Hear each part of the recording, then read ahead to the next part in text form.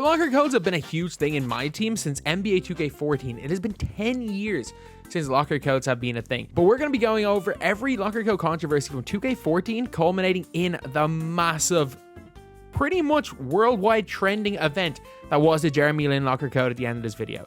So keep watching to find about the history of probably my team's most controversial aspect. So the very first locker code card in my team was a Diamond Kobe locker code in 2K14 to celebrate Kobe returning from his Achilles injury. This card was gifted to Chris Smoove, and surprisingly for 2K, there were more than a couple of hundred people looking for this. In fact, because Chris Smoove advertised in a video before this, there were tens of thousands of people looking for this Kobe, who was one of the best cards in that game. The big issue was that there were almost zero of them. 2K did not expect there to be this many players looking for it, but with the Chris Smoove video getting hundreds of thousands of views, a much larger percentage of the player base than 2K expected wanted this card and were actively going for them. And this card was so rare that some people thought it was effectively impossible to get this card in its first batch. There were some later batches that had a little bit of controversy. Basically, there was an All-Star code which I got. They said All-Star Diamond Kobe was the code, but it wasn't written anywhere. It was said out loud. And the big issue with that was a lot of people misheard and thought it was All-Star Kobe, but the first one was obviously the most controversial. So yeah, the very first locker code. An absolute disaster. I think there was like 100 of these, and I don't think 2K realized that there was going to be thousands looking for them. Literally thousands.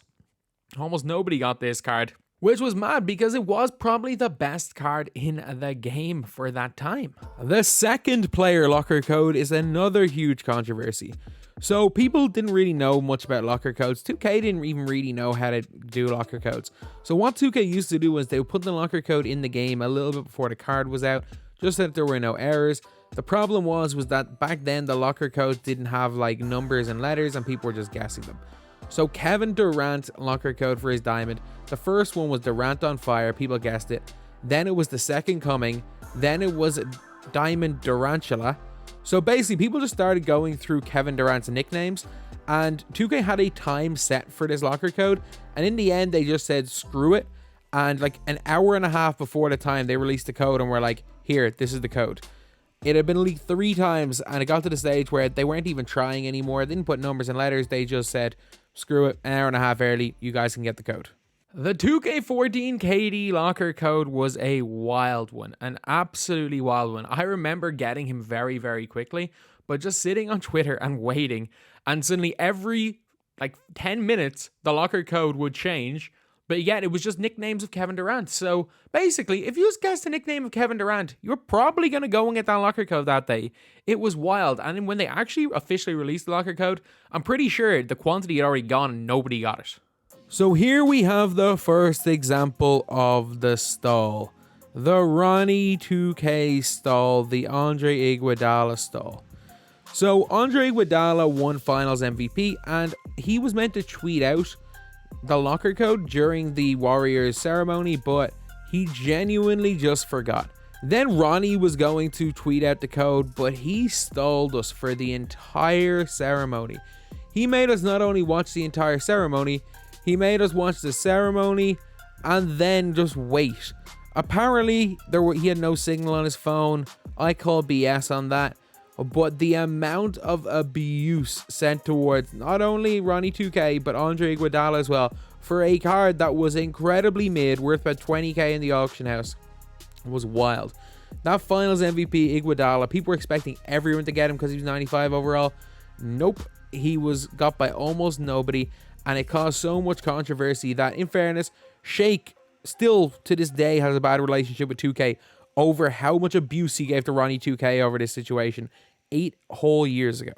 I waited so damn long for this. I watched a whole parade. I didn't like the Warriors that year. I wasn't a Warriors fan. I had to sit through their whole damn parade. And the worst part was, Iggy didn't even tweet it out. It was Ronnie 2K. They went to the damn parade, claimed he had no signal, and kept thousands of people waiting for hours upon hours. So in NBA 2K18, there was a March Madness bracket, and the final was Derrick Rose versus Lonzo Ball, and whoever won the vote ended up getting one of their cards. So 2K had announced that Lonzo Ball had won the vote, and we all saw the card. However, they prematurely announced Lonzo winning the vote like an hour early, and it turned out that Derrick Rose won. So 2K announced that Lonzo won, but Derrick Rose won. They eventually gave us the Derrick Rose card a few months later, but yeah, they announced the wrong winner for a competition and then stuck with it and just gave us Lonzo.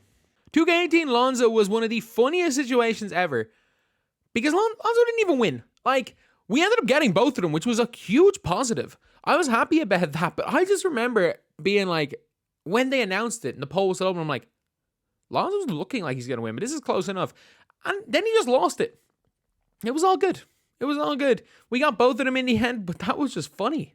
Oh, the cat scam. As you guys can see here, there is a diamond Karl Anthony Towns and some packs. You can see that right here. Doesn't this look like it's a diamond Karl Anthony Towns code? Well, that's what we were told.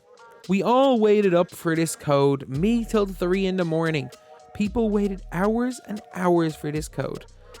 We were all like, okay, cool, we're getting a diamond Karl Anthony Towns. People got error coded. So many people just didn't get any cards. And if you got error coded in 2K19, you didn't get your locker code. You didn't get your card back. You were just screwed. But then, we all opened our packs. If we didn't get error coded, as you can see how long this is loading, I was one of the lucky few that didn't get error coded.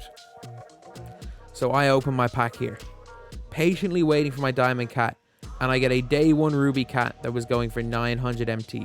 Just like 99.9% of the people who waited up hours for this card got as well. Karl Anthony Towns screwed us all over. How many hours we were waiting? How many hours did you make us wait, cat? You made us wait 3 hours for no reason, just so that you and Ronnie could troll us all for a ruby. I think like 1% of people got your diamond. You said it was a diamond locker code. But no, we all got rubies. So in NBA 2K20, I could make an entire video just about this. But this is going to be a TLDR on this situation. So Ambish is a former 2K streamer who makes music right now. And in 2K20, he was a signed 2K creator. At the time of this locker code, he had not made 2K content for a long time.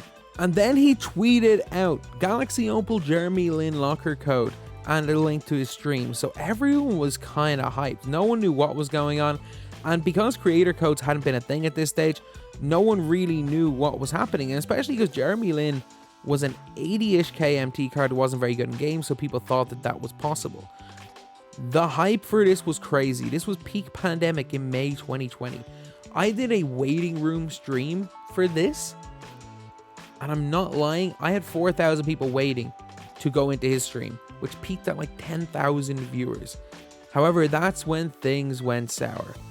Ambish noticed the entire chat was just there looking for codes, and he was joking with them initially, saying that he didn't like the 2K community, that people were only there for codes, and that they would leave this as soon as he gave out the code. He wasn't wrong about that.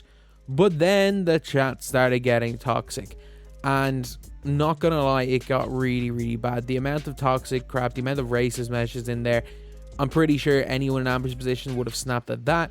I think up to this point, Ambish 100% is at fault, but him snapping at that completely justified in my opinion. However, it just got crazier.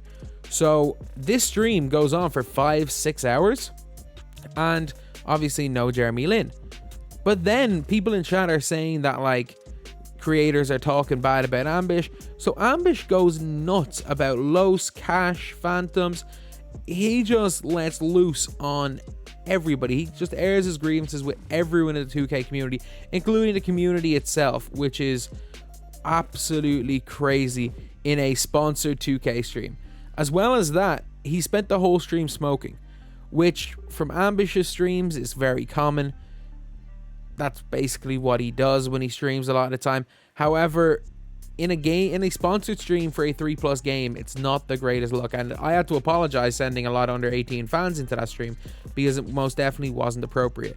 But this was so crazy because of when it was that it ended up trending number 16 worldwide.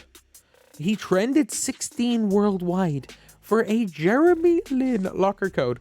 An useless card, an absolutely useless card, managed to get 2K trending worldwide. I cannot believe it.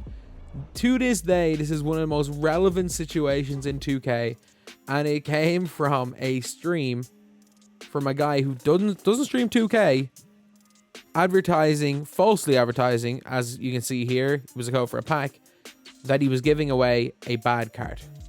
We will never see anything like this again as far as locker codes go.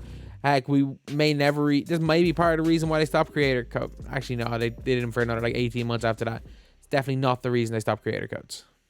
Oh, this situation, I kind of feel bad for everyone involved. I feel bad for the people getting stalled. I feel bad for Ambish.